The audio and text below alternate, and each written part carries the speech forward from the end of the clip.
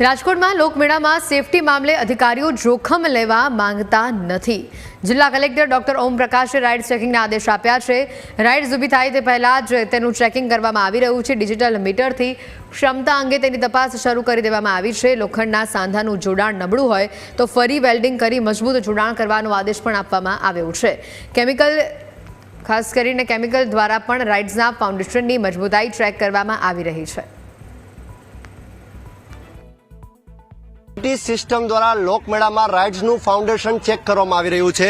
રાજકોટ જિલ્લા વહીવટી તંત્ર અને સાથે પોલીસ તંત્ર આ વર્ષે મેળામાં કોઈ પણ પ્રકારનું રિસ્ક લેવા માંગતી નથી, એટલે કે લોકોની સેફટી પહેલા એ લોકો જોવા માંગે છે। માટે જ સેફટી સ્ટાર્ટ વિથ મી જેમનું સ્લોગન છે તેવું એનડીટી સિસ્ટમ કંપનીને અત્યારે જે કોન્ટ્રાક્ટ આપવામાં આવ્યો છે ને તેના દ્વારા જ અત્યારે તમામ સિસ્ટમ એટલે કે રાઇડ્સ અત્યારે ચેક કરવામાં આવી રહી છે।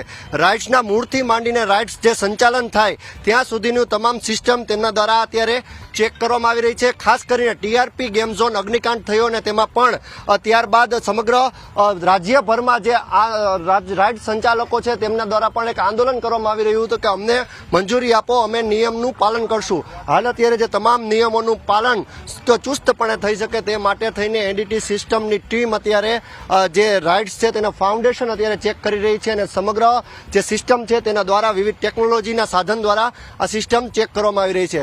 હાલ તો અત્યારે રાજકોટ વહીવટી તંત્ર જે રીતે કામગીરી કરી રહ્યું છે, જે મૂળમાં જે રાઇડ્સના બેઝ કહેવાય એટલે કે ફાઉન્ડેશન, એ ફાઉન્ડેશન મજબૂત હોવું ખૂબ જ જરૂરી છે, જેની ઉપર સમગ્ર રાઇડનો લોડ આવતો હોય છે।